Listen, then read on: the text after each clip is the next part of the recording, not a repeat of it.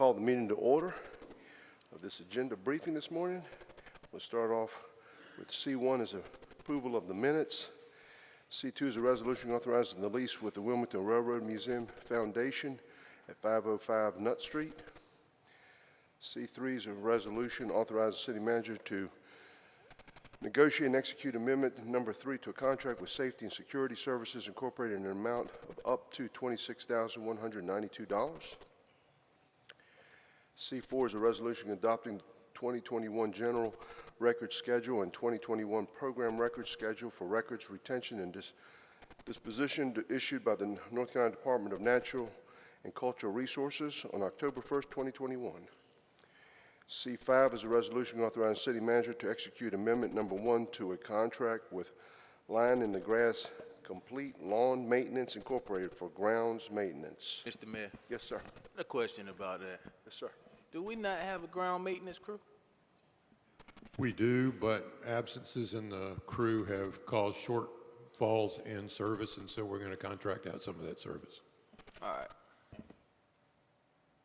C6 is a resolution authorizing city manager to enter into an agreement to purchase a 2024 Pierce Saber pumper from Atlantic Emergency Solutions Incorporated of Manassas, Virginia for $785,051 through the Houston-Galveston Area Council Cooperative Purchasing Program. Yes, sir. Tony, that's a replacement unit. Do we put the other one on the, we donate the other one to The other one will go to surplus, and Steve, are you here? Steve's not here. That's all right. I believe the other one will go to surplus, and then one of the surplus will be rotated out. Yeah, thank you. C7 is a resolution authorizing an interlocal agreement with the Wilmington Housing Authority of the City of Wilmington to assign 3 police officers to Wilmington Housing Authority property. C8 is a resolution authorizing the city manager to enter into a memorandum of understanding with the New Hanover County Sheriff's Department for the Justice Assistance Grant Program. Public hearings. PH1 is an ordinance amending the official zoning maps of the city to rezone property containing 2.54 acres of land located at 5030, 5032, and 5034 Moonlight Lane from R15 moderate density single dwelling district to an R7 CD medium density single dwelling conditional district for a residential community containing 17 units. This was continued from our July 18th, 2023 meeting. Yes, sir. Not even from planning. It's not necessarily so much about the project. The traffic count thing, I just want to understand, because it would appear, let's see what page this is, PH 121, page 16. When you look at R15 on the top line of, it says 7 units, you know, it has 7 peak morning, 8 peak in the evening, 87 average. Then the next line says 7 accessory dwelling units. And it says, for some reason, a person that lives in a accessory dwelling unit is 25 trips. Help me understand. Can I interrupt real quick? Sorry. Mr. Mayor, I'm going to be recusing myself from this. I don't have any financial interest in this, but I do have a close business relationship. And so I just wanted to verify from the city attorney before any discussion starts happening whether or not I need to recuse myself from this conversation as well. I would advise that you would, sir, if there's going to be discussion. Okay. And so there needs to be a motion to recuse Mr. Waddell from any discussion. We have a motion by Councilman Barnett, second by Councilman Ravenbart. Discussion. All in favor of that motion, please indicate by saying aye. Aye. Any opposed? Okay, Mr. Waddell, you are recused from vote. But this is really, to be honest, more about traffic counts and dwellings, not so much this project. So Brian, help me make sense of that. So, you know, what is it? You know, a house, an R15 house could be, I don't know, 3,000 or 4,000 square feet. And then an accessory dwelling, we have a limit of what, like 900? Isn't it something like that? Yes, sir. But they're going to travel 3.5 times more? I'll do my best to try to explain this, and I'll try to, if I need to follow up with some additional information from our traffic folks, I can do that. This is based on the ITE, the actual unit type that they use, the code that they use in their manual. So I don't believe there's one specifically for accessory dwelling units. So they got to use something that's close to it, which I believe is like a low-rise or multifamily unit. So that That's the explanation I got based on the numbers that I'm seeing in front of me. And obviously, I'm with you. I don't agree that that's an accurate representation. But again, these are estimates, and they're pulled from a manual that is, data sets across the country, and they've got to do. They pick the code that's the closest code that reflects what the use is. And in this case, it's obviously an outlier. Well, I don't know how you get a memo to the ITA, but if we're going to use their numbers, I mean, this does an disservice to the whole idea of our infill. If you're going to sit here and say, this is a great way to infill with these little 900 footers, and they're going to put 25 trips a day. Yes, I mean, sir. 25 in the morning, 120 for the day. It's just nuts. So I was just trying to understand that better. Wouldn't it be better to use like R5 or something? I mean, because R7 here's 3. Well, it's not You know so what I'm much. It's not so much the zoning. It's the type of unit and the number of units. So the code that's used for your accessory dwelling units is not exactly an accessory dwelling unit code, because I don't believe there is one. Again, I'll follow up and make sure I'm right on that. So you're saying you think could be pretty close. You said it's an estimate, so it's pretty close, It's accurate. an estimate. Well, the lower number of units you have, the less reliable these numbers get, because they are estimates across large data sets. I got you. Well, that just looks nutty to me. All right, thanks. Yes, sir. Yes, sir, Mr. Rodenbach.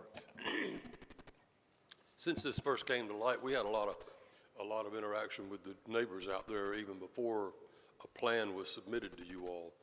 They knew about it, saw the signs and what have you.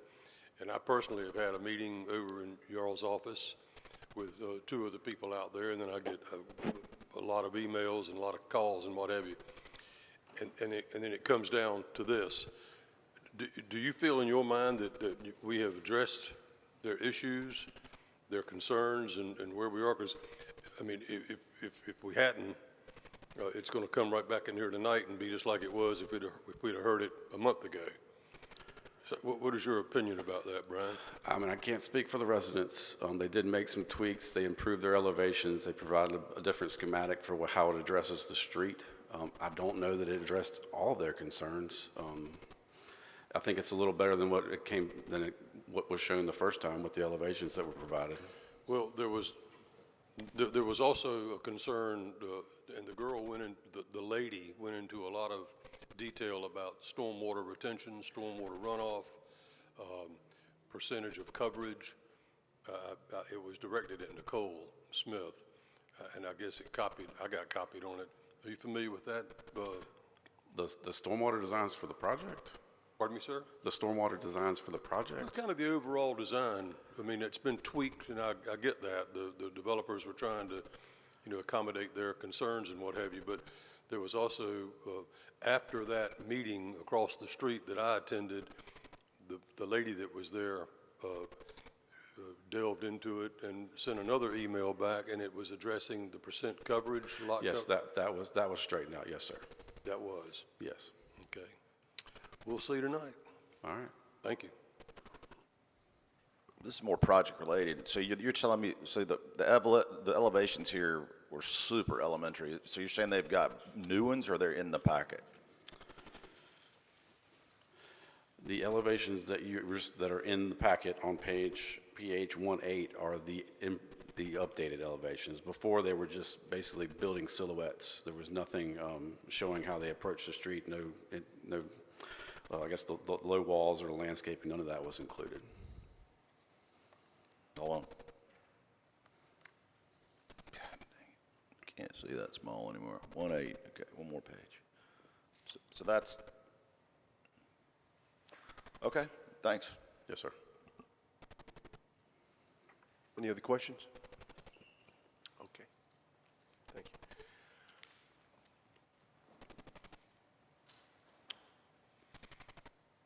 you. Look you back here.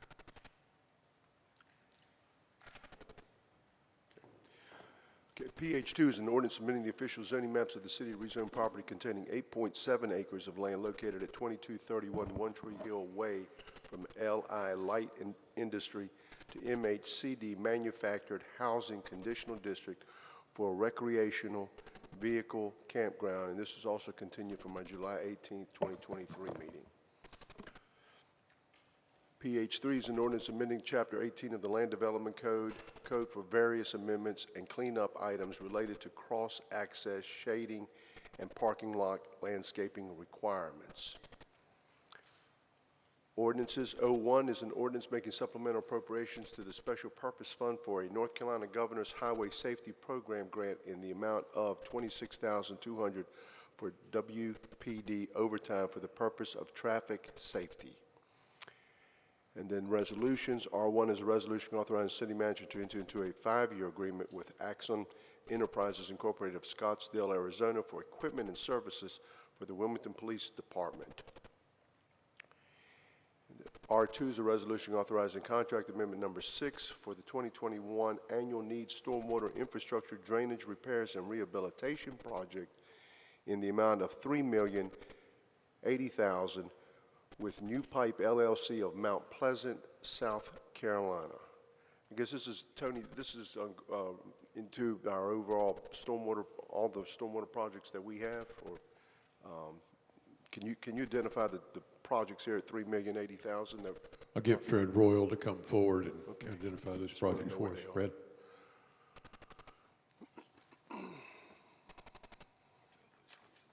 Good morning. So if the funds are coming from the storm drain rehab project. This is a continuation from 2 years ago, so this is the final contract amendment for this contract. On Gillette Drive, one of the areas that has been identified in this, it would look like the Rocky Mountains Right. in there for quite some, I guess the pipe in there had collapsed or had leaked through, and it just created all those That's correct. holes. So all that's going to be replaced, taken out? Or is it Not gonna be like replaced. It'll be lined with a a line? concrete. They'll do what's called spin casting. It'll be a couple inches thick. Okay, So it basically takes place of the existing pipe. It would cost probably triple this much to take it out. sure. And so, And so I know that was resurfaced, and that the surfacing is fine now. well, the surfacing is based on whatever our condition index is, and I'm not sure where that is at the moment, but we can take a look at that for future resurfacing. How far down Gillette does it go? It goes from end to end. Okay. Hawthorne to the other. Ashbrook. Ashbrook? Yeah. Ashbrook. Wow. The entire length. Big, okay. It's like an 84-inch metal pipe. It's very big. Wow. Okay. Yeah. Mr. Rumbar? The project on Chestnut Street from 4th out to, I see Dave Mays is in the audience. Dave's been telling me about paving the parts of Chestnut that we haven't already done. Will that coincide with this? Great, thank you. Yes. We're trying to stay ahead of it. Okay. Ms. Anderson? I know is this the same technology? Because it sounds different. You're talking about spinning something in the pipe that was attempted in a segment of Gillette where it was kind of a test case for the whole city, as I understood it, to inject. But this is the same thing? It is 'Cause not. there were borings, so that did not work. That was called point repair, where you repair a single location, like a joint or a failed piece. We inspected this pipe, and it requires spin casting or lining. But we line when the pipe is not so large in diameter, when it's a smaller pipe, like Chestnut and Grace, we're going to line those pipes. This is like 6 feet or something, isn't it? 8 right. feet or something. It's a very big Drive pipe. a car through it, supposedly. Yeah, it's bigger than 6 feet. So, think. but you're saying you usually use spin casting in smaller pipe. Has it been tested on something this large? I'm sorry, I must have missed. I thought I heard you say you typically have done it on smaller pipes, like on Chestnut. Have you done it on the larger pipes, or has the company done it? Is there Yes. proof in the pudding there? So let me just clarify. Large metal pipes, we spin cast with concrete. Smaller pipes. They could be metal, clay, RCP, plastic. We use a liner. So this will be a spin casting. It's like what we did at University Commons. We have a large metal pipe there, and we looked at replacing it versus spin casting, and the spin casting came out much better economically, so we did that. I thought what the mayor was asking before he went into the detail was kind of, I just had a question here, kind of the math, just the letter, just, so we have a increase in $3 million in the contract, right? And you Correct. look at all the others and they've been, whatever they were, 974 is in the next sentence. So I would assume the 3 million is just a greater scope, or the projects are bigger, or the number just seemed to really bounce, blow up. So I was assuming there's a lot more to it. I mean, So, a lot more projects identified, or just more. right. We have what's on this list, but see, when you don't have what was on the last list, you can't say, oh, does that make sense? I think I understand your question. So we have a table of the history of the expenses for amendments. Yeah, I've got that. You're talking about on And, page 5, right? Correct, yeah. Yeah. So Amendment 6, what we did was we identified all of the pipes that we know need rehabilitation in the city. And then we boil it down to what we believe is essential for new pipe to do in their last year of work. So we basically looked at the whole city, where we're doing road resurfacing and where the pipe conditions is in such poor condition, like Gillette. And we made an internal decision to pick these locations.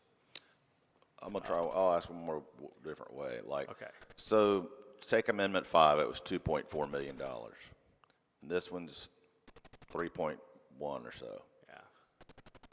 We're doing more projects, or our price just go up with 30%?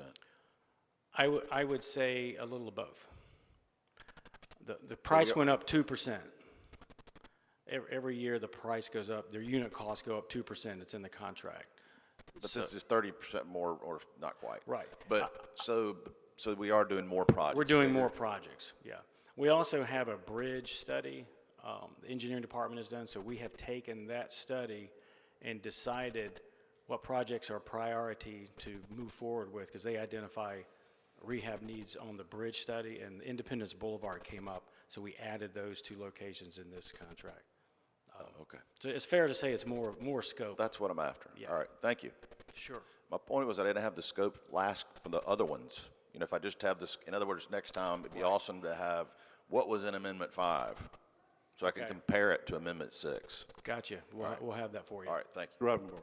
Ed, you touched on it just a second ago about the Independence Boulevard. Is one of those culverts the one on Independence between Carolina Beach Road and River Road? Yes. The other one? There's one up by Carolina Beach Road near the new development, shopping center. And there's another one about 3/4 of the way down where there's a head wall and a railing. Yeah. It's right there. I knew about that one, I just wasn't sure where the other one was. Thank Right. you. And that's a kind of like preliminary to doing the main construction.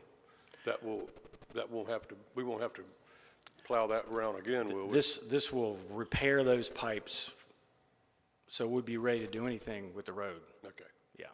thank you, sir. Okay. Thank you, guys. Thank you, Frank. R3 is a resolution authorizing filing of condemnation actions for acquisition of right-of-way and easements for the Hooker Road, Hinton Avenue, and Riceville Avenue multi-use path project, and this is funded by the WMPO Surface Transportation Block Grant Program. R4 is a resolution authorizing city manager to enter into a number 3 with Parker, Poe, Adams, and Bernstein LLP, and ratifying amendment number 1 and number 2 in the total of $117,714 for services during the acquisition of 929 North Front Street. Yes, sir. Tony, again, here, maybe I'm just the dum-dum in the group, but, which is quite possible. But it says original agreement was 75 grand, and then it says 28 and 31. are those figures in addition to 75, or are those, because it was called an agreement, not I mean, the math just doesn't show, I don't understand the math. Is it 75 plus 28 plus 31 plus 58? Or was 75 kind of like a contract and we added 28 and 31 up to get there? I mean, where's a math? Okay.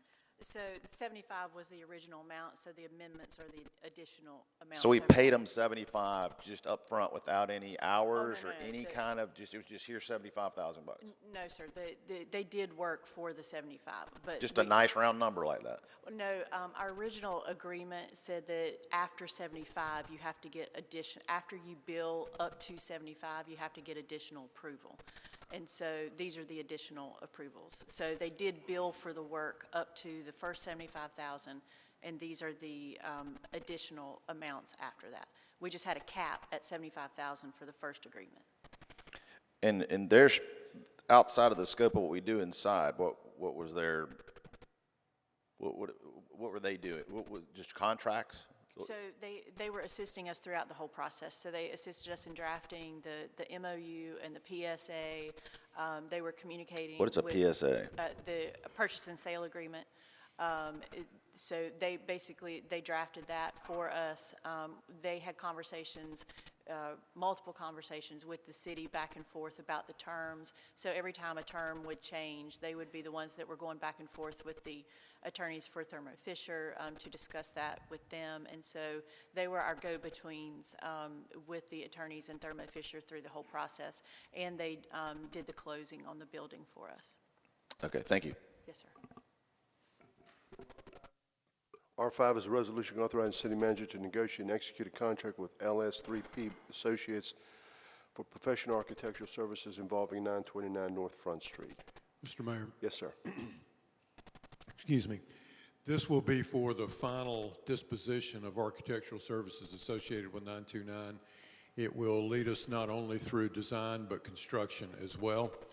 I will need for council to provide any direction that they see fit with regard to occupation of floors upon the approval of this contract.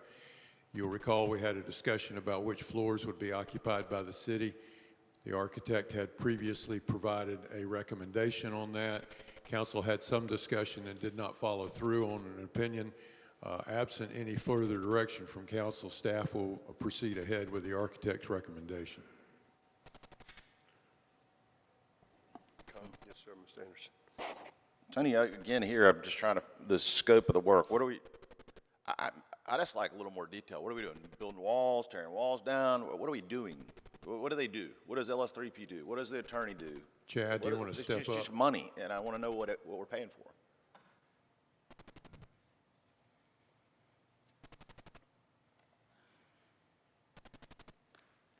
I mean, I'm not saying we don't need them. I just want to know what they do, what they're doing. Good morning.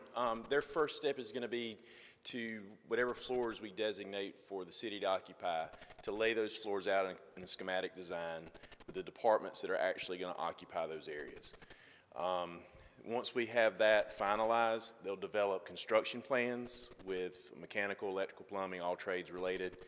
They'll do bid services. They'll do award, construction management, and observation throughout the term of the project. Okay, so that's great information. So, and their recommendation is what? Their recommendation, when they met with council, was Scheme 3, which is the hybrid plan between the original two. That included all of the first floor, all of the third floor, as well as the 10th, 11th, and 12th floor. Okay, all right, thank you. Yes, sir. Can I ask a question? The first floor, when you walk in, that looks like an awful lot of common area. It is.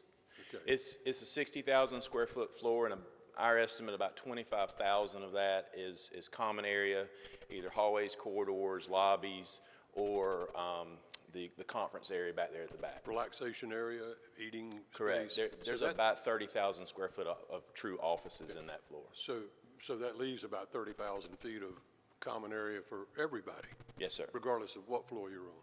Correct. Thank you. It might be nice to have those to have those again, if this is where this discussion's gonna take schemes? place. Yep. Yes, sir. We'll have them handed out for tomorrow On the night. first floor, as I recall, we were gonna have like, aren't we moving like the health clinic? The, Aren't we? And the you, like, the you'd pay employee your, clinic. if you pay your bill, like, all that? Yes, sir. Like, I'd like to know what's gonna be on the first floor. Yes, sir. It would be the health clinic on that left corridor, about halfway down. Then CFPUA, Safe Light, and City Cashier's office would also be there. Planning, basically our forward-facing departments would have some level of representation on that first floor. But we'll have Scheme 3 printed and handed out to you for tomorrow Okay, night. thank you. And that will then, with that design, people that have to come in and pay something to the city, they don't have to go upstairs. They would be Correct. able to connect right on the first floor. Yes, sir. Okay, thank you. And then our last one is reports. RP1 is council's appointments, committees for boards and commissions, and Councilman Reinbark will be giving a report from that. And this concludes this pre-agenda. Mr. Caudle? Thank you, Mr. Mayor. Excuse me. We have two presentations for you this morning. First of all, Divisioneer Chad Kimes from NCDOT wanted to present to you an update on where they stand with regard to projects that affect the city of Wilmington. Chad?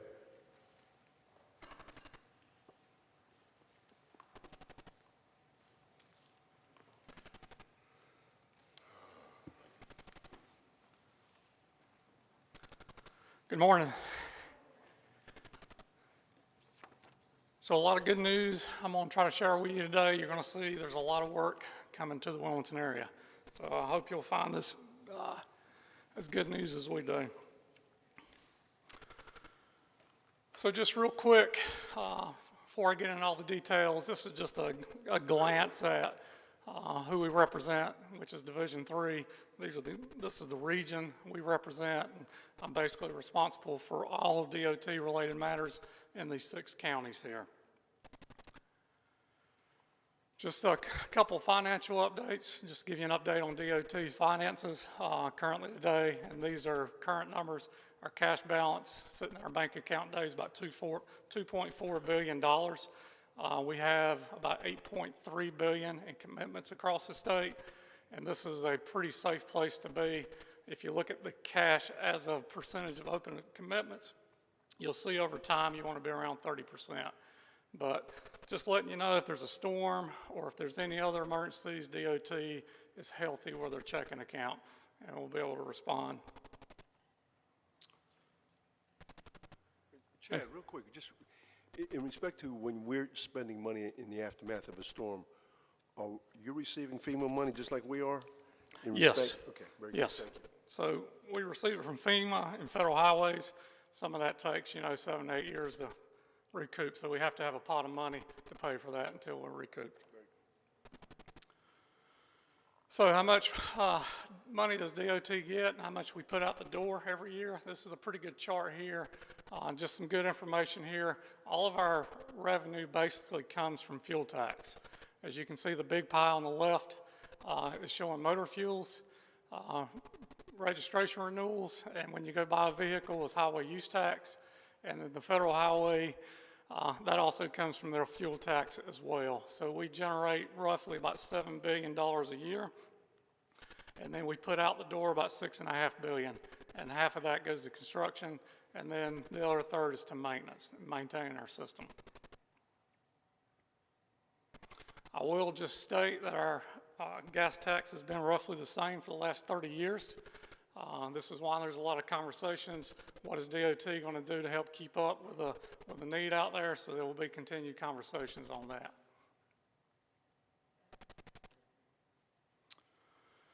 And this slide here, do not go into too much detail on this, but I'm here just to tell you we are going through another round of prioritization. This is where we try to get projects funded. We are working currently with the WMPO on identifying those projects.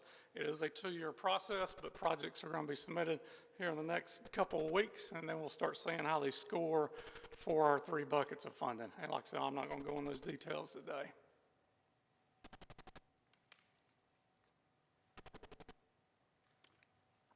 Here's the main purpose I'm here today is to go over the latest updates. The next, I believe, 4 slides shows you all of the projects in our 10-year transportation improvement program in the Wilmington area.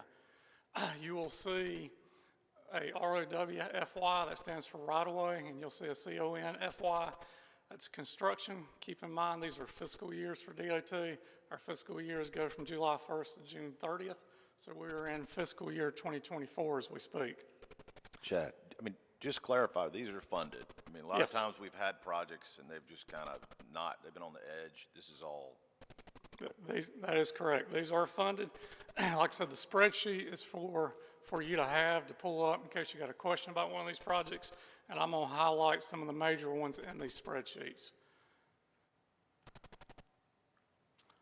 This is another map our GIS folks developed here, which is pretty neat if you wanted to print this off, but this will give you a highlight of all the various intersections that we have these funded projects located in the Wilmington area. And this will also give you a little snapshot when the right-of-way begins and when the construction begins. Once again, just information for y'all to have. All right, so let's get into some projects. Gordon Road. This is widening Gordon Road to a 4-lane facility from I-40 to Market Street. We are currently acquiring right-of-way on this project. Construction will be in fiscal year 25. We are moving along on this one. This one is critical because of all the work that we're currently doing on Market Street and the military cutoff extension project. So in collaboration with the county and the city and WMPO, this one's got a great typical section where we'll have a 10-foot multi-use path on one side of the road and a sidewalk on the other side of the road, and then we'll have a 4-lane, 2-lane divided with a median in the middle. And I'm not going to go through these, are just some maps so we can confuse everybody. We do that on purpose. We'll skip that.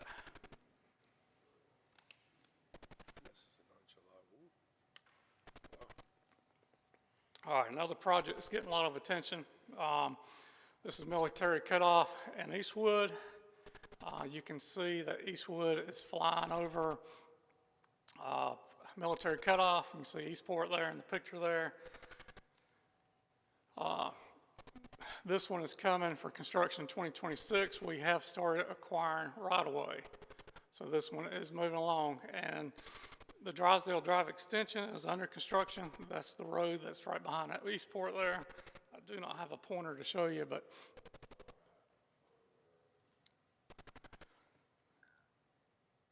and I will make a note, and you'll see a slide here in a minute. We actually did a redesign on this so we would minimize the impacts over there by the McDonald's. Like I said, I wish I had a mouse to show you this.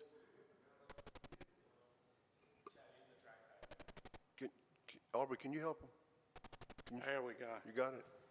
Now we're talking. There you go. Okay. Okay, there we Can y'all see that? go. Yeah. All right, so we actually made a change right here. This access was going to have a lot of impacts to a lot of the businesses along this little street here. So we've actually have changed this to a cul-de-sac. This over here across from Progress Point will become a full movement signal. So this will also help their access as well too. And that is shown with this drawing here.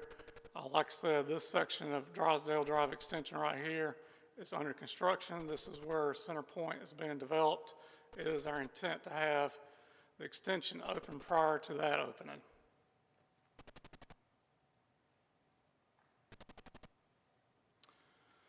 These are just pictures showing how do you get to certain areas. Let's say you're coming from Market Street, for example, and you wanted to go back to Mayfair. You would make a left at the new signal there at Drysdale Drive Extension, come up to Military Cutoff and make that left. If you're coming from Wrightsville Beach, that's the slide on the right. If you wanted to go back toward Bradley Creek, you'll go up and over the bridge and loop around and come back down to Bradley Creek. If you want to go to Mayfair, you'll just be able to take a right.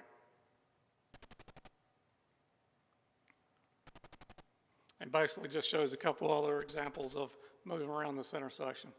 But Drysdale Drive becomes the quadrant for all the turning movement. This picture here just shows some of the latest aerials of the construction work going on. The completion date on this is about a little over a year from now. But once again, it is under construction, and they are making some progress out there. You can see it when you drive by there.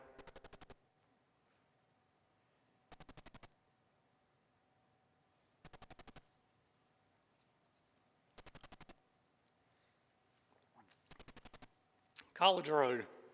This is at the intersection of Monkey Junction. Everybody knows if you're coming from Carolina Beach and you want to get on 421, that left turn is heavy right here. So this is a design in place with construction coming in 2029. This will be a continuous flow intersection. There will not be any bridges. It will be very similar to the diverging diamond that you see in Leland. We will take the turning movements and take them on the other side of the road, where your through movements and your turning movements can go all at one time. It makes a tremendous benefit to this intersection. And this also reduces the amount of impacts of the businesses in that intersection.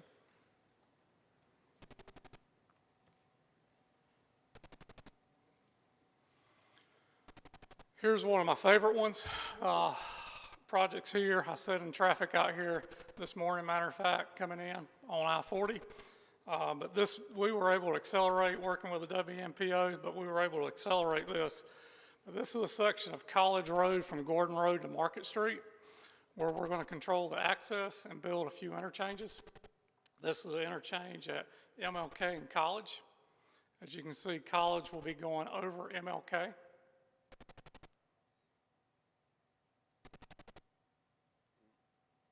Here are two more interchanges, one at Kings. This is where Wilmington Christian Academy will be coming up to this interchange to come in and out. As well as over here at Ringo, you can see Corning right here on the here, and this is the back way over to Costco. So a total of 3 interchanges. For the first time, you'll be able to come in on I-40 without stopping all the way to MLK. Massive project, $138 million. This is great news for the main interest in Wilmington. And this is right around the corner with right-of-way starting in about a year. Chad, that's more in extending I-40 the way it's constructed. Yes, sir. From its terminus now. How far will that treatment go?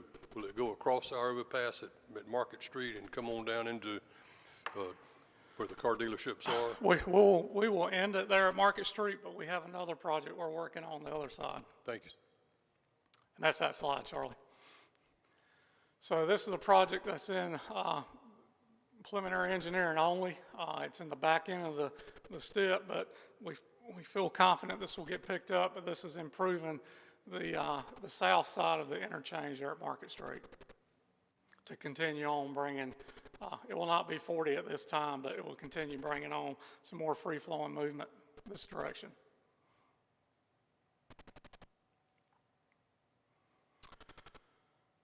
So we've talked about this project for quite some time, Kerr Avenue at MLK interchange. This one is fully funded, construction around 2028. It is fully designed. We have 99% of the right-of-way acquired. It's just a matter of where we put it so we could finish some of these other projects before we got on this project. So this one's in the hopper too. So keep in mind what we're doing here. I've just mentioned a few interchanges on MLK and Eastwood. So currently you've got this interchange at Kerr, you've got an interchange at College, you've got an interchange at Eastwood Military Cutoff, and then you've got this one here at Market Street. For 2030, this is the Toyota place where you see the letter D. It's Market Street. This is a single point urban interchange. Another large project, about $120 million for this project. Funded and in the hopper. So 4 major intersection improvements along Eastwood and MLK.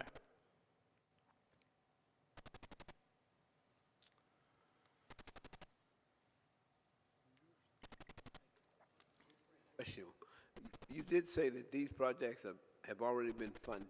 Yes, sir. Okay. They are funded, and most of these I'm talking about, they're just about have gone through the design process, most of them. So here's another one of my favorites here. This is 421, and Isabel Holmes Bridge is just right off the screen here. But since we've opened up 140, 421 between 140 and the causeway is becoming very critical on free-flowing traffic, so this will get rid of the signal. This is actually a very dangerous intersection where we see a lot of bad accidents and so forth, but this will become a partial cloverleaf free-flowing interchange at this location. Construction just around the corner again, 2029, fully funded.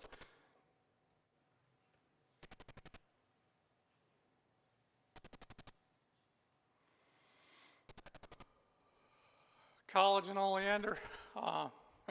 Anybody got any ideas on this one? So this one is design only right now. This was the previous design, and this is utilizing kind of what we were doing at Eastwood and Military Cutoff, but using, my little mouse is about to quit working, but using this as a quadrant. We are going back and re-looking at this interchange. We want to make the solution longer term.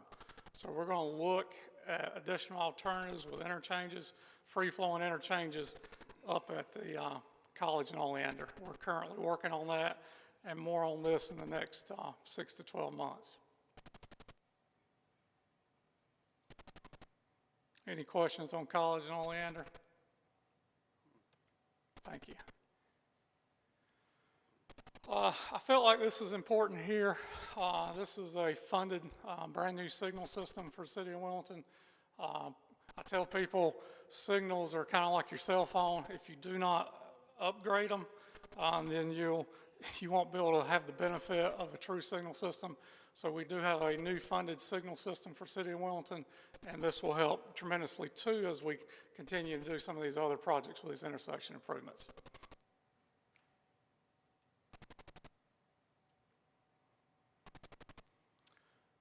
Independence, another massive project. This goes back to where Wilmington is in dire need of another north-south connector other than College Road.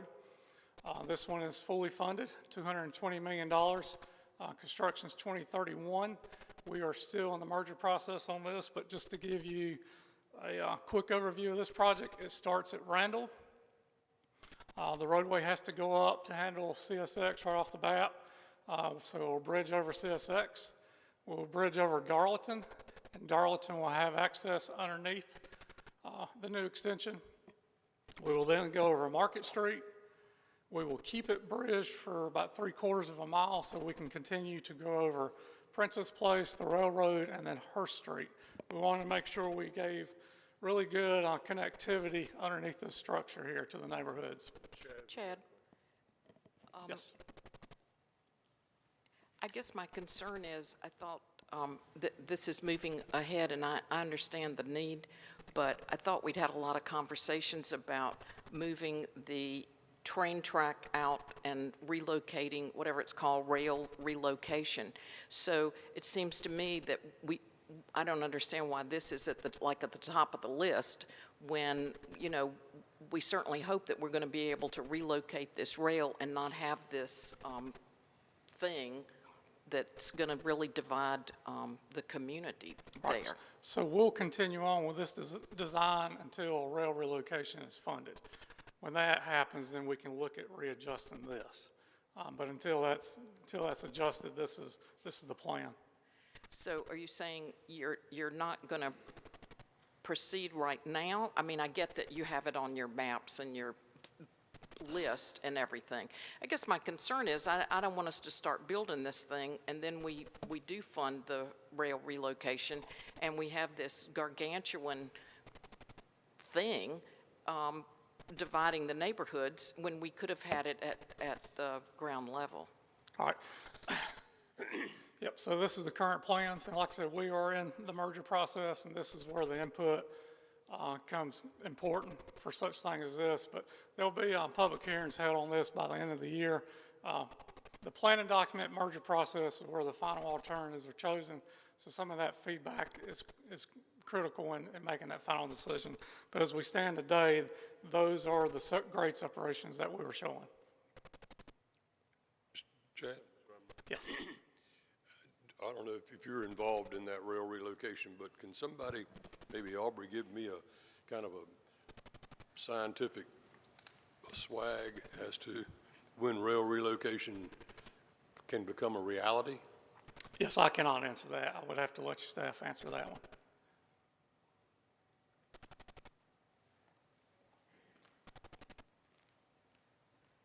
Good morning. It unfortunately is not very scientific. As Mr. Kimes mentioned, it is about funding. For DOT, they can't really incorporate into their current plans for funded projects other projects that are not funded.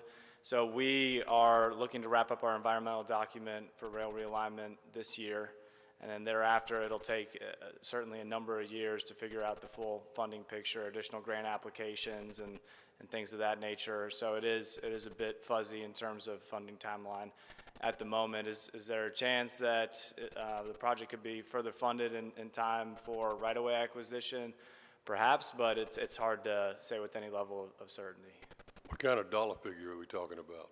For the overall project? In today's dollars. Yeah, currently it's, the last estimate was produced about 2 years ago for the 15% conceptual design level, and it was about $750 million. I think 730 was the number. Okay, and that would get us where? To full rail relocation? Yeah, yes, sir.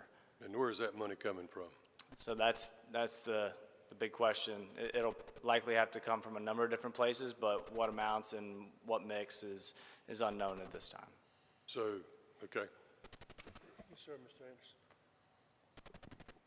Chad, this is at the very end of this dip, I mean, like the last year, basically, isn't it? 2032, maybe, whatever, it's at the tail end. It's in the fifth year. Right-of-way is in the fifth year, Okay, so well, so it's fully funded. I know, but it's schedule-wise, and it's on the other end of, I think that the thing to realize, and we kind of, he's not involved with it, but the railroad is spending $30-some million this year on improving and upgrading what we have. So the idea that they're going to spend 30-some million, and any time in our lifetime, there's a rail realignment it's hard to fathom unless the money comes from the federal government just out of the sky somewhere. But I'd love to see it at grade 2, but I think it's frankly going to take an accident, or the train loads continue to have, coming through in the middle of the daytime. It's going to have to get very extreme before it gets somebody's attention, unfortunately, Margaret. Yep. I've always, over the years, had somewhat small interactions with the railroad, and they're more, I don't even want to use the word difficult, but there's more hair on those kind of transactions there is dealing with the federal government, with the railroad. And Aubrey is the rail guy, and I'm sure he knows better, and maybe not that extreme, but, there's no telling, the bottom line is there's no telling when that will happen. I mean, we can sit here and wish, but in the meantime, we need better ways to move traffic north and south. Thank you. I will say, in response to the mansplaining about what they're spending, didn't DOT just spend money buying some land over near the Memorial Bridge in hopes perhaps of being a partner in this enterprise of rail relocation? Yes, so we did acquire about 7 acres, but that was mainly because and we're going to get into that in a little bit, but that's where the bridge is going to have to go, where we acquire that piece of property. The last thing you want to do is have an undeveloped piece of property, and we know for a fact this is where the bridge is going to go. Yeah, I understand that. But that's that's the automobile bridge, not a rail bridge. That's correct. Yes, but it's going to be a combination if we ever get to relocate the rail. Yeah, and we'll talk about that here in a minute. Thank you. I'd just like to make a point, because I have spoken to Chad about this. And rail realignment is a long-term prospect, no doubt about it, and it is a very expensive prospect, and to Charlie's point, you know, where's the money going to come from? And it could come from a variety of different things. But we have to take into consideration that the state of North Carolina is going to deepen, or is going to try to deepen the river to 47 feet to bring in more containers. Our port is becoming a container port. There's no secret about that. You can see the money that they've spent on berths 8, 7, whatever they have there. It's a significant amount of money that the state has invested in the Port of Wilmington. And whether it happens today or whether it happens 20 or 30 or 40 years from now, there will be a time when citizens will ask this council and other elected leaders at the state, county, and local and city, why didn't y'all make preparations for this? We had a rail closing the other day where I think they called us on a Monday in the afternoon to tell us they're going to close the railroad, the crossings on Tuesday morning. No preparations. That's just the way the railroads operate. And if we do have these trains that do leave the port sometime in the future that will be longer and possibly moving in the middle of the day like Neil had alluded to, you will have public outcry in this community. And that then affects commerce for the state of North Carolina. And in many cases, a lot of people are saying, well, once it leaves the port, it's the city's issue or it's the railroad's issue. What we're saying to the citizens out there that are looking at us today is we're trying to make preparations for this thing to happen, that it's going to happen at some point in time.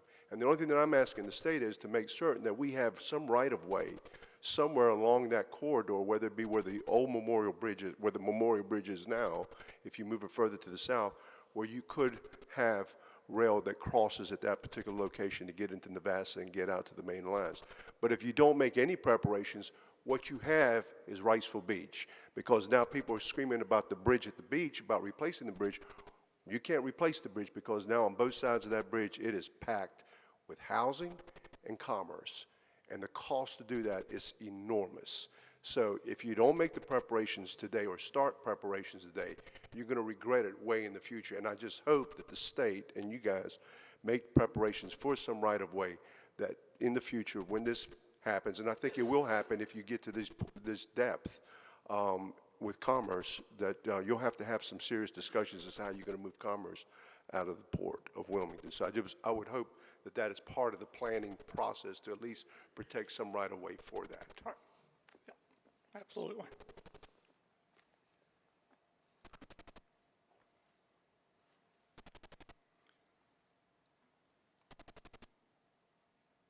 All right.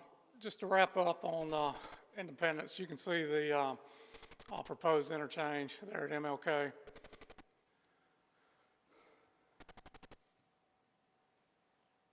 And there's the timeline of the project, right away starting in 2027. But a lot of public hearing is still left on this project here for public input. Not going to spend a lot of time on this one, but this is important to this area. It's also in the WMPO. But the Hampstead Bypass, which is an extension of the military cutoff extension project, which we're going to talk about a little bit. The B section is under construction as we speak. Hopefully that'll be open up around 2026. 3300A will be advertised in less than 2 years, so it'll be under construction. So just to be able to go from the north side of Hampstead to Mayfair in about 20 minutes is coming real soon. So massive projects there. They're $200 million a piece there, roughly. These are just pictures. I'm going to clip on through them.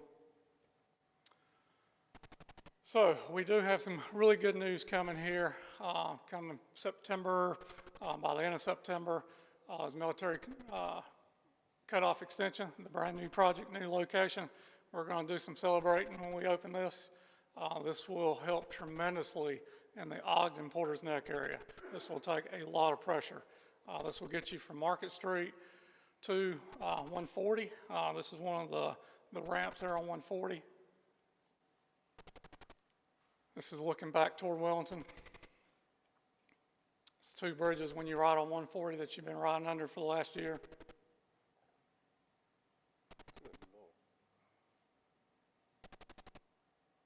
Once again, this is pretty massive, and it really became urban really fast as you got into Market Street. Keep in mind, this is a 6-lane facility, 3 lanes each direction. There's only 3 accesses on this, Putnam, Lindire, and Torchwood, and they'll have like a super street design on this route. This is a section there at Market Street. The bridge is now complete. This drone picture is probably a couple months old.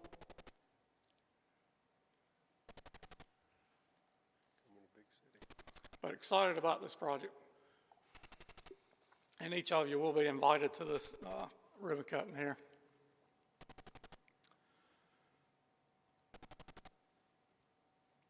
All right, we've got another project on Market Street. Basically, it goes from Middle Sound Loop up to Marsh Oaks. That one is moving slowly.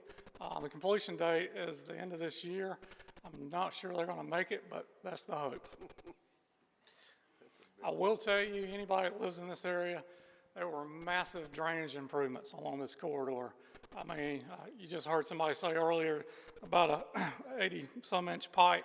There's multiple culverts bigger than that out here on this section. So there's been history of some flooding issues. This will help tremendously. Night work is as nasty as it gets for construction. All right, Cape Fear Memorial Bridge.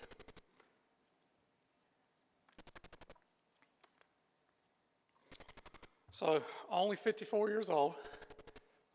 It is getting time for replacement. And the way we look at that, we look at how much maintenance dollars we're putting into it and over a period of time. We just did our last major rehab about 5 years ago, which was about $15 million. We were hoping that was going to get us by us about 10 years. That's the reason why you see 10-year lifespan on the movable span. The traffic continues to increase. We're in the 60s towards 70,000 cars a day on it. It's showing 80,000 cars a day by 2045. I feel confident we'll get there before 2045. So what's going on with the bridge today? You're going to hear some news this coming winter. We're going to have to do a lot of work to the movable span, and it's mainly the riding deck. And I'm showing you pictures here on why we're doing it. But basically, you'll see the word shims on your picture there. A shim is what holds up the stringer to make the ride smoother. The amount of traffic and probably the additional truck traffic is snapping these shims, and they're fracturing the stringers on the deck. And we're having these issues all throughout. There's a temporary repair there. Our guys are out there welding on a regular basis, replacing these areas. You can see the fractures, we got them highlighted. It is safe to drive on, I want to make that clear. It's inspected daily. Yes. When you go out there in the morning, you can see areas, where a section may just break off. This does not mean you got beams holding it up. It's a whole system underneath it. It's just the rideability. So this project will be let this coming winter. There'll be some impacts to the traveling public. We'll have to shut down. At this point, we're looking at shutting down a direction for a duration. We're trying to narrow that down, but we'll get that information out to you when we have a better idea of what we're doing. Chad, if there were no bridge there today, and you were going to build an elevator bridge, would that construction or that type of construction be a lot similar to what's there today, just a lot newer? For a movable span, the department, I hadn't built a movable span in my 30 years career. Most of them are old. We're down to 3 in this region right here. So our goal has been to replace them because of the maintenance costs associated with it. And a bridge like this, when it was originally built, they certainly had more in mind than 54 years of use. Yes, could have. Most of your bridges, if you go back and read the history, like your bridges at Wrightsville Beach, all your movable span bridges, they were a temporary bridge, and they got a lot more life out of it than expected. But, you can continue to maintain this bridge it'll continue to cost. If one of the main gears was to fracture on it, you're talking about a total closure until you refabricate that gear. If your cable snap, you're talking about a total closure for a period of time. I mean, there's critical components that could fracture as it gets older, but this here is just continual everyday maintenance. Yeah, so I guess, I mean, I'm certainly advocate for a fixed span, high level. I know that that rubs up against rail component, but it just, I don't know what politics played when this was selected, this type bridge back in the mid-60s. I know there was a lot of controversy then, but a fixed span bridge, if it were there today, you would, I mean, and they have to have maintenance on them, obviously, but it would certainly, there are fixed span bridges out there that are older than 54 years, aren't they? Yeah, so we can design fixed spans up to 100 years now. Thank you.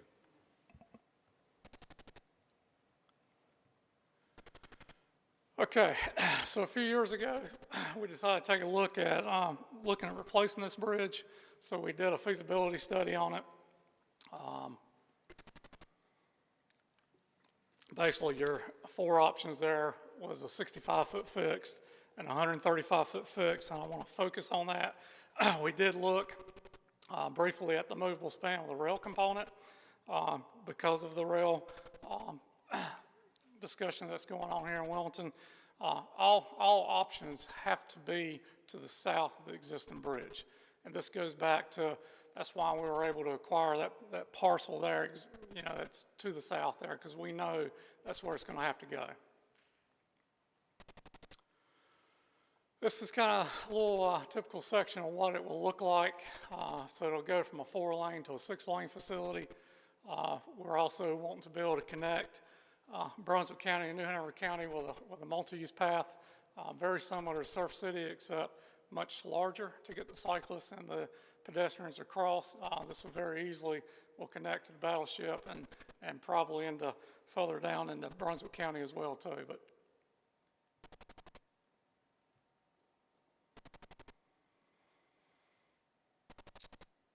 so working with the WMPO, we are looking at all possible options on how do we fund to replace this bridge.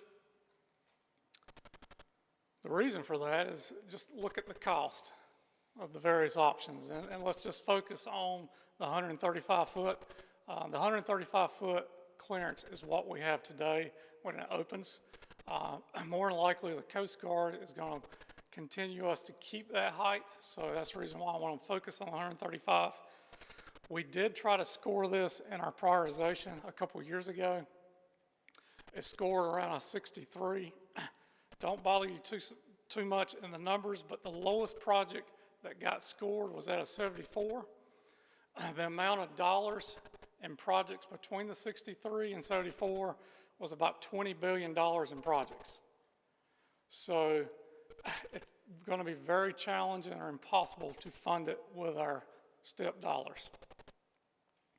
So what do we do? So once again, going back to looking at all possible options, we're going to look at the potential of grants. As you look at grants, they can offset some of these costs so it can score better in prioritization. You can, these grants are from the federal highway, so anytime you go after a grant, there will be a match associated with it. So let's say you go after a $400 million grant and you get 50%, you're going to have to come up anywhere from $100 to $200 million match. So you got to be able to identify that money before you go after the grant. So we were able to go ahead and fund to go after, to start a traffic and revenue study and to do the planning document. The planning document will finalize what the bridge, where the bridge will go and what it will look like. It'll go through all those environmental hurdles, but it also puts us in a better position to go after grants because they want to see that planning document. The traffic and revenue study that we just talked about, I know nobody wants to hear the word, but it's to look at if it is tolled, where does the traffic go? You know, if you toll it traffic is going to go elsewhere. How much of an impact does it have on Isabel Homes? How much impact does it have on 3rd Street, on 140, or College Road? But that goes back to looking at every possible option. And I will state that DOT does not initiate a toll. That has to come from the WMPO. But it is just an option that's on the table just to look at and discuss. On tolling in the state, do y'all have sunsets? I mean, when you turn these things over to a tolling company, or if the Turnpike Authority takes it and makes it a toll, do you sunset it after the bridge is paid for, or is it continued in perpetuity? Yes, they do have a sunset once it's paid for. Typically you'll see up to 50 years. So you may have a situation where you're piecing this project together, and instead of going after tolls for the 400 million, you may only need 200 million if you go after some grants and so forth. So your tolls could be, you'll have options. You can have lower rates of your toll for the same, say for a 50-year period, or you could shorten the period and keep your rate a little bit higher. So there's options that would be presented, and that's what a TNR study, traffic and revenue study, will produce. So the one in, I guess the I-77 corridor up around Mecklenburg where they had all the controversy up there, I guess that was given to a Spanish company up there, and in regards to looking at the contract, there was some pretty significant upticks in tolling based on congestion in the different times of the day. And I guess my question is, and I think I've asked you this question before, I can't remember how you answered, but that was given to a foreign company to toll. The state of North Carolina has a Turnpike Authority, and why couldn't the Turnpike Authority for the state take this project on instead of contracting out to a foreign entity? So good question. So the one on I-77 was a public-private partnership. And if you remember, I think I came around a couple of years ago where somebody actually gave us a submittal to replace the Cape Fear Memorial Bridge through a public-private partnership. So that's kind of how that happens. You get this company, they're willing to build it, they're willing to maintain it for a toll. And that's what happened on 77. Now, you still have to go through you still send it out for bids and everything, and they ended up being the low bid, but that's just another type of option you can do it. We also have our conventional turnpike that's in Raleigh that can look at the numbers too, and we do it internally. So our folks, which is part of Turnpike, will take a project over instead of a private entity and keep it within DOT. And that's being looked at too as an option. All these options are going to be on the table. Hopefully, I believe it's come November, December, we'll be presenting back to the WMPO of all these options that we're talking about. Chad, and I think you may have just referenced it, but we had obviously a large amount of discussion and discourse at the MPO level about the potential for changing commuter behaviors if a toll was to be introduced. In this TNR study, that was the biggest heartburn for Councilman Anderson and I, is what kind of adverse effects is that changing commuter behavior going to have directly to the city of Wilmington and the taxpayers of the city of Wilmington.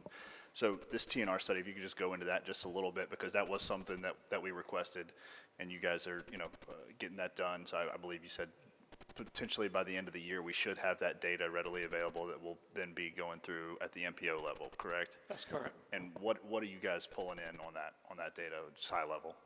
So we've contracted out. We try to use some of the biggest firms in tolling, and so there's a firm that's analyzing this. They'll start looking at the toll rates. At what point does people start making another decision? At what rate? Is it $1, $2, $3? And they'll start at each increment of the dollar. You'll see where traffic starts increasing on your other corridors, such as Isabel Homes, 3rd Street, the College. That's the unfortunate part in Wilmington, going back to north-south corridors. We truly only have the College, with the exception of 3rd Street, which goes through our historic district. So that will show all that. And it will show the price point, what to reduce that other congestion, where that traffic may go. But a pretty detailed study.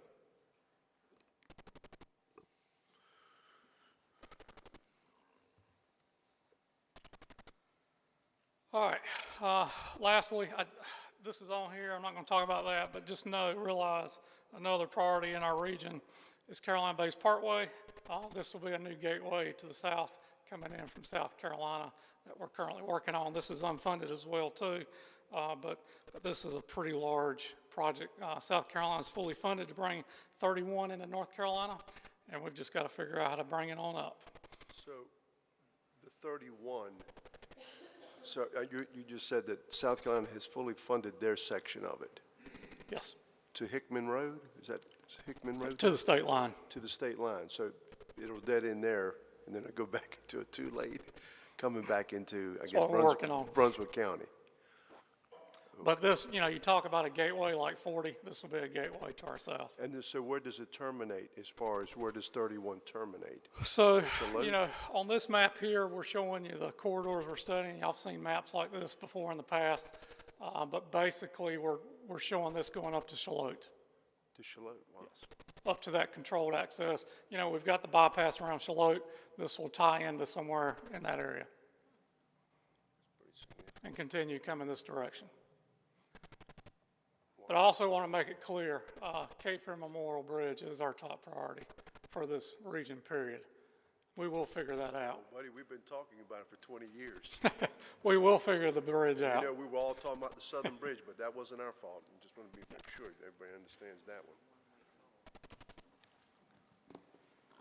one. I hope most of this is good news for everybody. That's a lot of work coming. It is. And I hope you get that all out there because the citizens all want to know about all the road improvements. And for the few that watch us or don't watch us, I know we got CC here today. I just hope it gets out there because there's a lot of road construction that's going to be taking place in this community. And that's something that our community and our neighbors and our citizens have been asking for. So I applaud you folks for really moving the ball on this. Thank you. Yep, it's a huge partnership with the WMPO too. This wouldn't have happened if there wasn't a good working relationship. Just know that. Appreciate it. Thank you, Chad. Thanks, y'all. Thank you. Good work.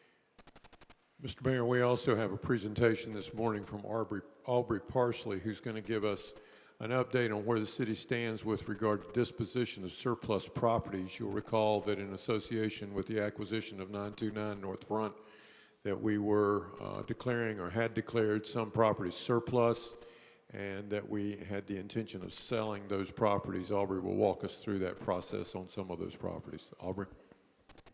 Thank you, Mr. Manager. Good morning. I just have about 7 slides for you all here. Wanted to do a few things as it relates to surplus property. Wanted to just frame things up a bit by reviewing the past history of how we've disposed surplus properties and give you all an idea of what means and methods we've used to do that recently and in the past. Then wanted to review some other parcels of note that aren't officially surplus, and I'll get into that definition here in a minute. Then we'll go through some other considerations, but really the goal of this morning's presentation is to focus on, as Mr. Cottle mentioned, the properties that are related to our consolidation efforts for 929 North Front Street.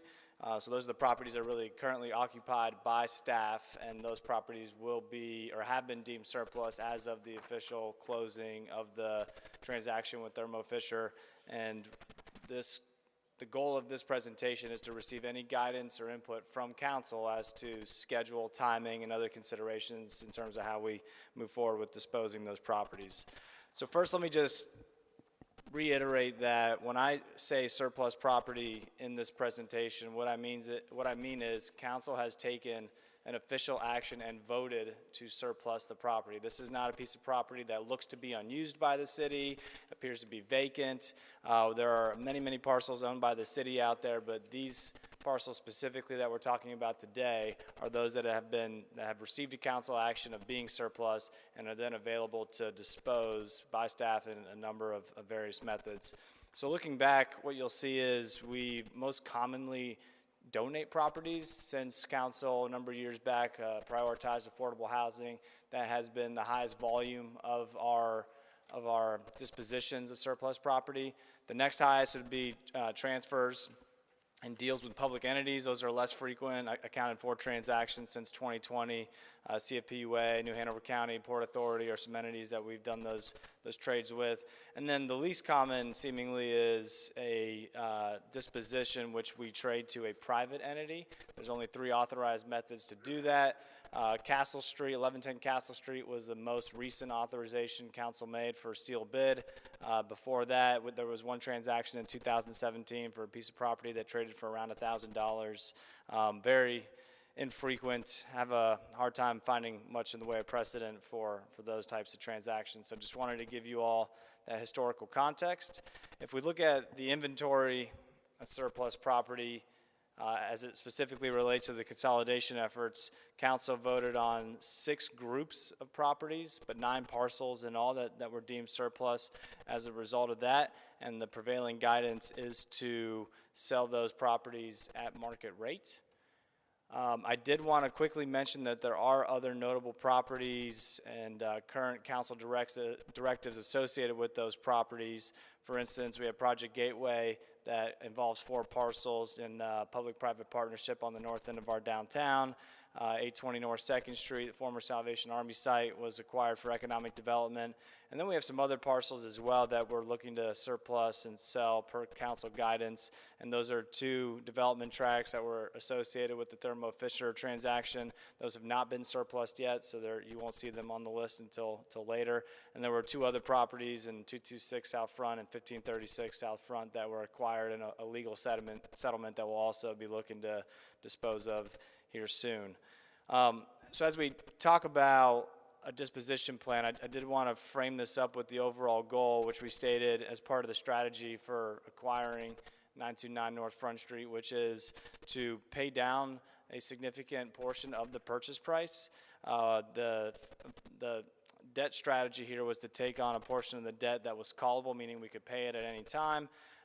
Those are a variable rate, and really the goal is to pay down all of our variable rate callable debt as quickly as possible so as to reduce the amount of interest expense we accrue over time. So in selling these properties at market rate, I do want to mention again that state statutes really only authorize 3 means to do that. There's a public auction, there's a bid process called upset bid, and there's another bid process called sealed bids, and those are the ways you have to convey property to private entities.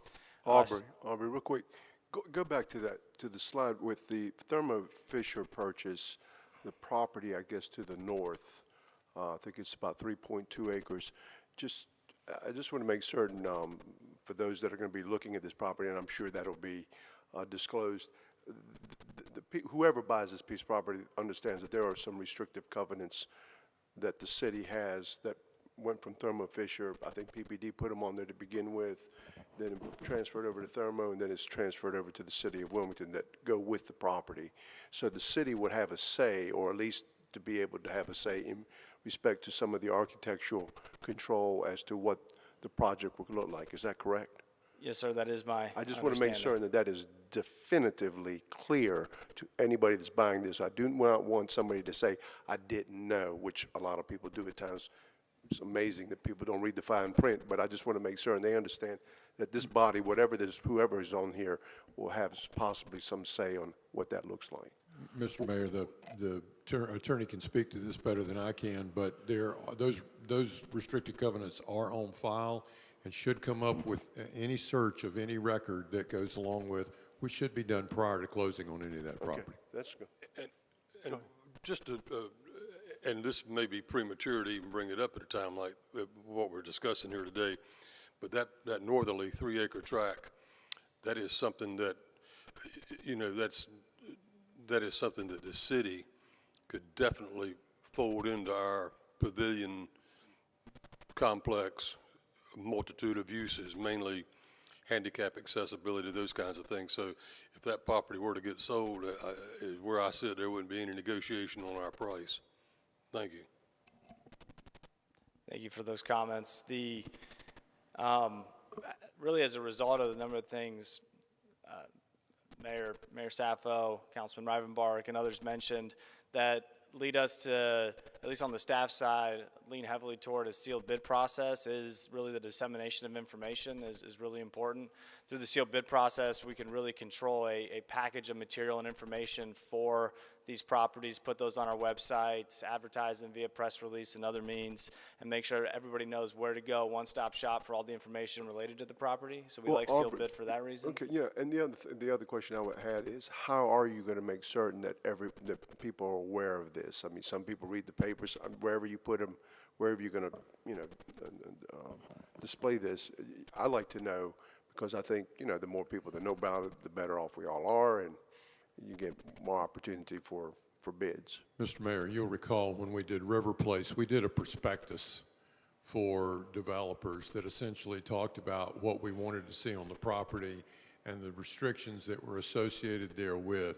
We would do a similar prospectus with that with regard to this property. Certainly it won't have any stipulations with regard to what the city wants to see, because we're trying to get the highest and best use out of this property, but it certainly would have disclosures on it and a pamphlet, if you will, that would talk about the benefits to the property and things that go along with it. Tony, I mean, obviously there's 7 of us up here, and there could possibly be 7 different opinions as to what they would like to see.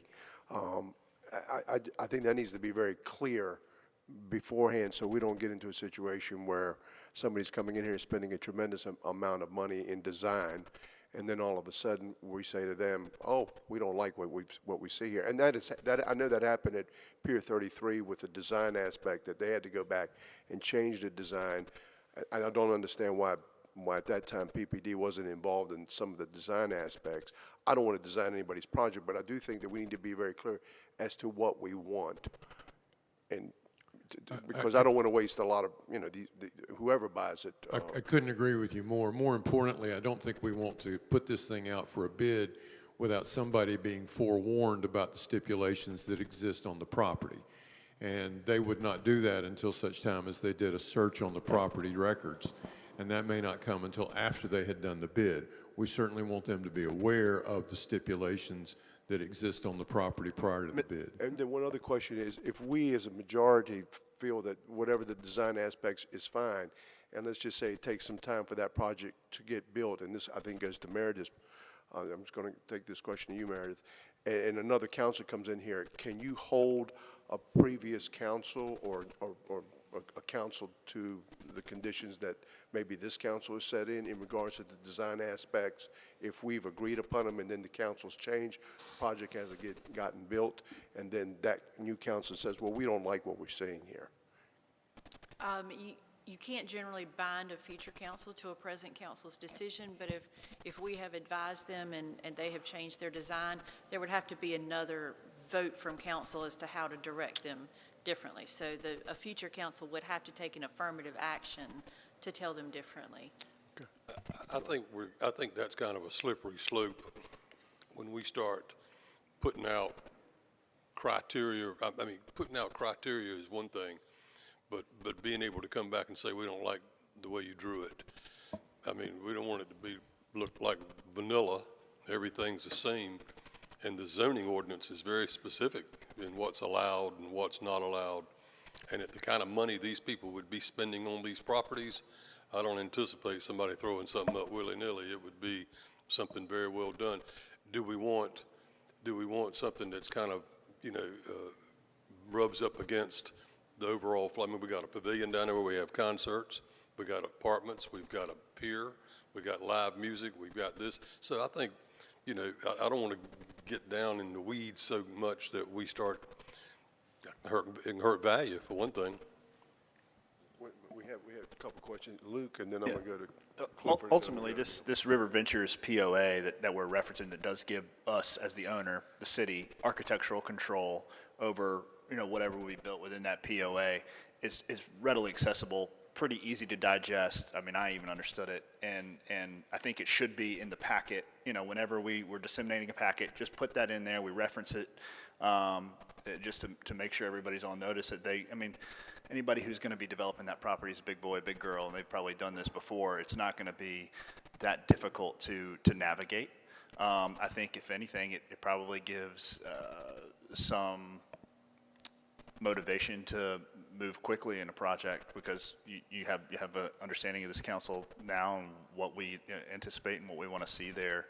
I don't think you're really swinging blind. So, and then to the mayor's point about making sure we are disseminating that information that these properties are on the market or are being, available for sealed bid. We just use every tool at our disposal to do a long reach outside of just our local region. I think we'll see a significant amount of interest in these properties particularly. Audrey, I was looking at the date, and you said that it's, these are supposedly be ready around September, let's say the first one, September 5th. How long do we hold out the bid? Is there How long from advertisement to when submittals are due? and deadlines. We're thinking about 2 months, at least 45 days, but 60 days I think is the right amount of time there is what I would recommend, but certainly open to input. All right, just asking. Mr. Anderson? Mayor, I guess what I wanted to clarify, are you looking for like an MOU or just making sure like what Luke was talking about? Okay. I just want to make certain that whoever buys the property understands all the parameters to it, but also there's going to be some consternation possibly about what's going to be built there. As Charlie said, we don't want something that's going to be vanilla. We want something that's going to be something that we... That architectural review piece. Or whatever it was called, whatever PPD called it. And I think that we need to be at the table, at least somebody needs to be at the table just to make certain that the city's concerns are addressed and somebody doesn't go design something and then brings it to us and then all of a sudden our hair's on fire. Oh, we don't like this. I think we just need to be at the table early on because I saw this with Pier 33 and PPD and it was awful. And they designed this entire building and had to go back to the drawing board and redraw it because of sight lines that I guess PPD at that point in time did not like. I want it to be a good transaction for whoever buys it, but I also want to be fair and equitable to both groups. So Aubrey, that piece, and I don't know the address, but it's the piece where the cursor is right now. Right there. We're not talking about doing that in September, are we?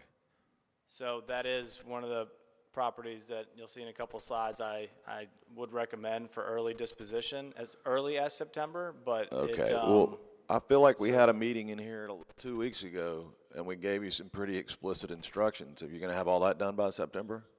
So it will largely depend on what council sees as other potential uses for this parcel. No. I wasn't talking about parking. that. Okay. Did somebody take notes on this? The last meeting? Are you referring to the handicap parking conversation? That egress out of that park, moving the laydown yard. I mean, if y'all missed that, I'm going to have to print it in bold or something. I mean, that was a conversation we all had up here. So we would, right, I mean, that would certainly, if that is something that council directly wants to explore, that would delay the September timing. Well, it needs to be delayed. So then I mean, I don't know how that wasn't heard. We'll delay. We hear you. Well, you weren't going to delay. We have a meeting today to discuss those very items.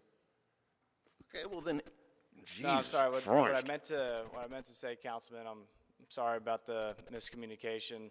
What I meant to say on that slide was, given the information of the property we have today, that action could be ready as early as September, but it does not need to be ready as early as September. So incorporating what we just discussed would certainly push it back, and it'll be pushed back. Tom, you have notes on this. Can you convey them to the city manager and everybody on staff and get everybody on the same page? Councilmember Anderson, I have conveyed that information. It doesn't appear to be the case. One of the opportunities we have today is we'll be meeting on site today, the team of us, to look at ADA as well as potential options to increase access from the concert venue on Nutt Street.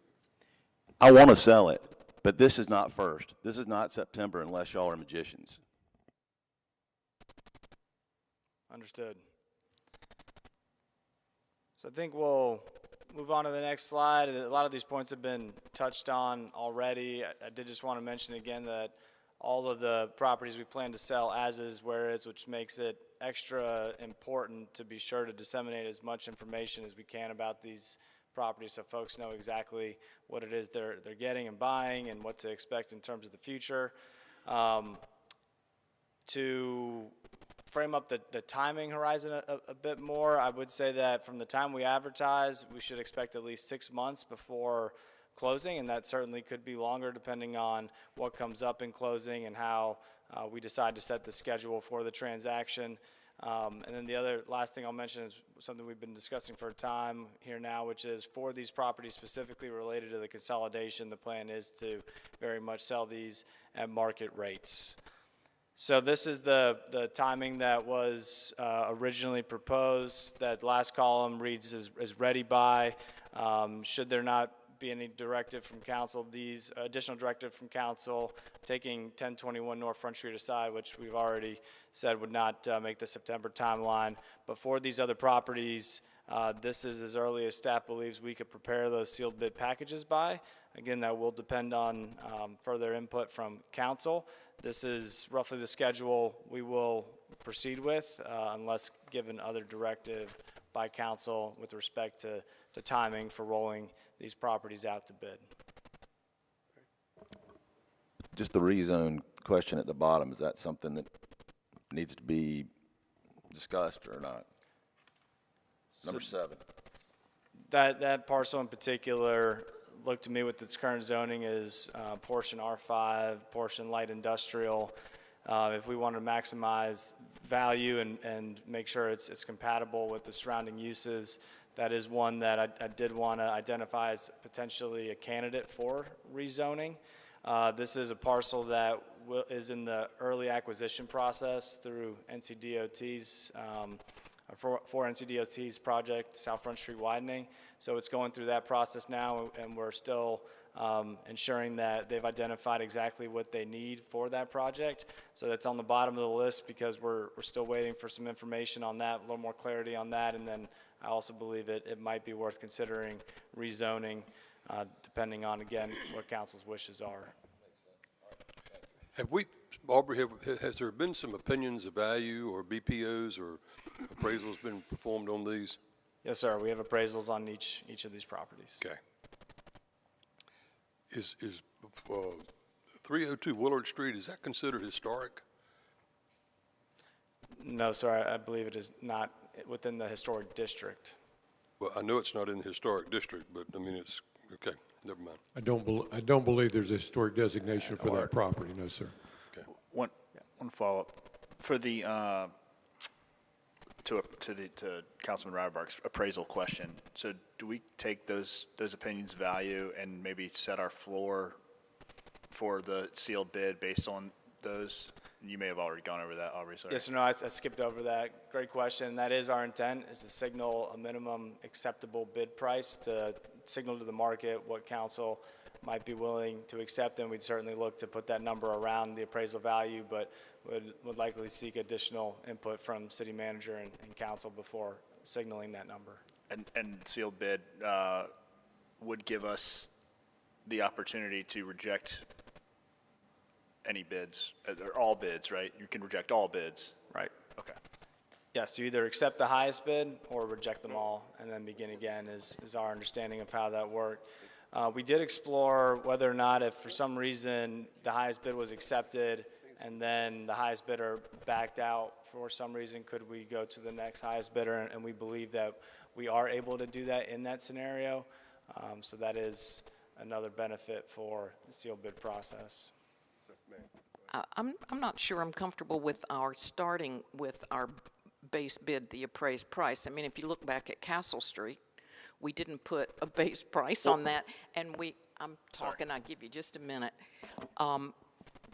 We didn't put a price on that, and I think we got more money than we thought we would probably get by offering doing the sealed bid, and I just don't want us to lowball ourselves.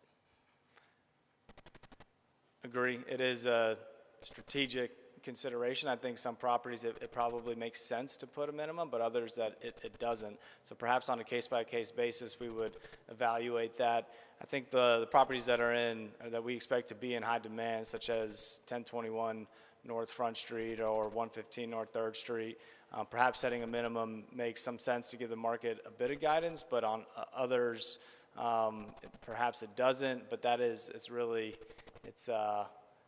I would think up for just the debate. opposite. Okay. And I've been off and on in real estate for 35 years. I would think just the opposite. If it's in high demand, why put put a lowball price on it? Come on. Why put, the basement price on it? Come on. If I were hired by the city to market these properties, and let's just use 305 Chestnut, for example, I would certainly have it appraised by an MAI appraiser, may get two, because it's an opinion. And they all can stand across the street on a bench and justify their number. And I don't know how municipalities do it, but we're not going to be selling these to another municipality. We're going to be selling them to the private side.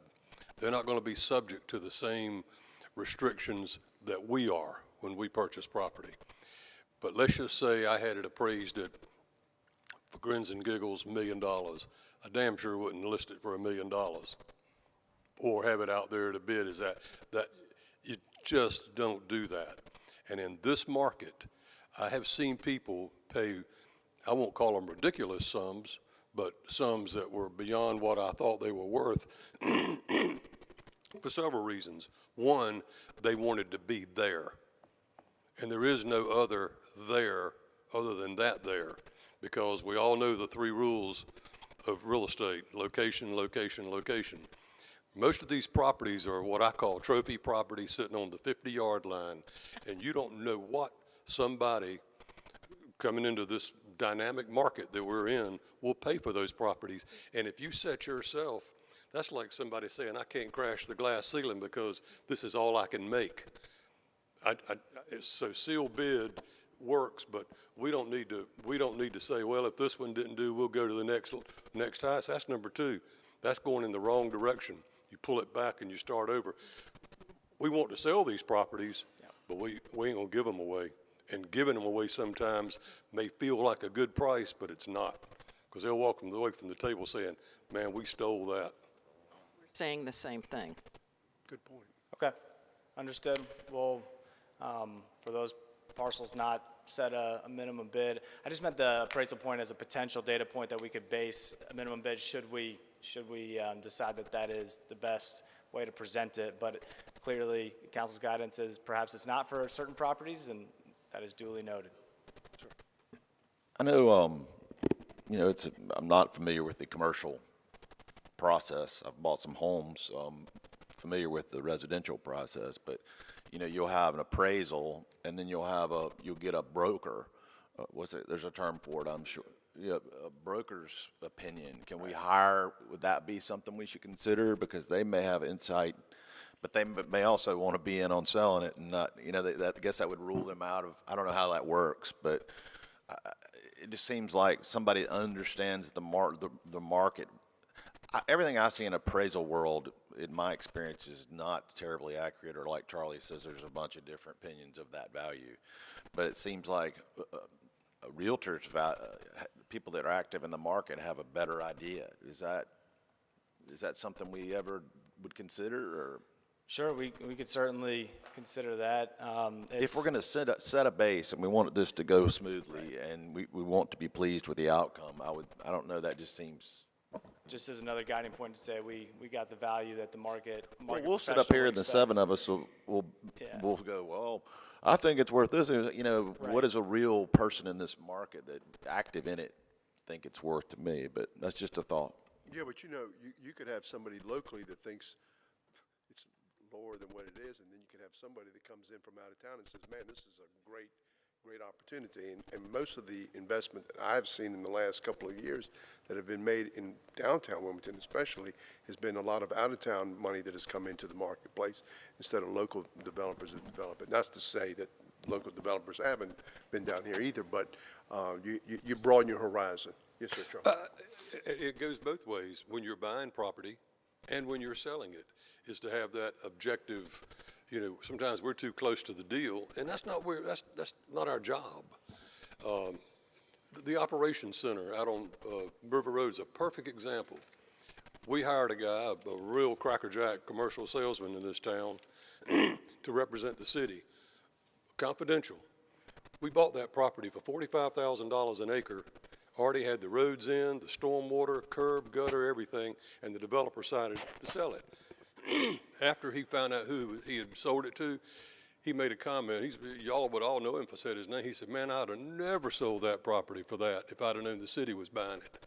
And then when I first got back on council in 2009, I didn't think the way we were doing it made a lot of sense.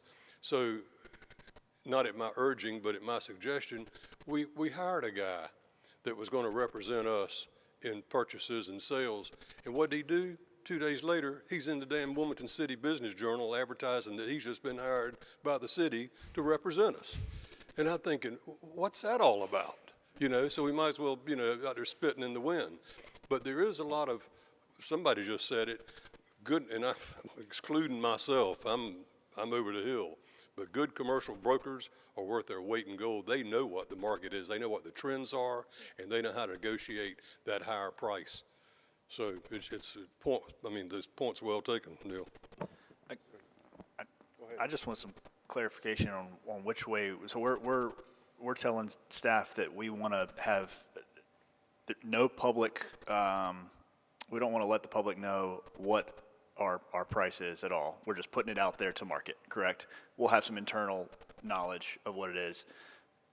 That's the way forward with all these properties, right? Plus, if you put a property on it, that's as high as you can go. Well, yeah, I think it was a floor, right? That's how it was considered, but Effectively from a a list marketing price. standpoint, it doesn't, yeah, I think we have good properties that are marketable, and we should put them up there. I needed a little clarification because it was. Well, you know, there's a lot of real estate experts out there. Yeah.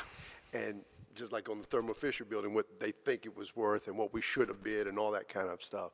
And to Charlie's point, if you put, say, it's worth 100,000, that's the minimum bid, somebody may come in at 102,000. With what we saw with Castle Street and other properties we've sold, we had a huge difference in price. We had somebody offer $10,000, which was ridiculous. Somebody, I think, over 800,000. So, you know, open it up. That is an advantage of sealed bid. With upset bid, everybody would see that first bid, That's and it'd right. be the marker by which everything progressed from. Or sealed bid, you really have to decide, what is this property worth to me? And that is a good way to yield the highest market rate, which is what all these competitive bid processes are designed for. So thank you for the input on minimum bid, or excuse me, on advertising a floor. We will not do that. Number 2 here on priority 1021 North Front Street, we'll put that in the to be determined column. We'll continue to prepare the sealed bid sale package for 115 North 3rd with the intent to get it on the agenda by September 5th for your authorization to sell via upset bid. And these others will still target October 3rd, and we'll continue discussions on these other 3 properties, 1021 North Front Street, 305 Chestnut, and 1702 Burnett. Margaret, did you have a comment? Okay. All right. Thank you. Good. Mr. Manager, we okay? Yes, sir. You have appointments committee, I believe? No. No, I'm sorry. I'm sorry. We don't have any committee meetings this Okay. morning. Very That's good. it. Okay. See you tomorrow night. With that, we Thank stand you. adjourned.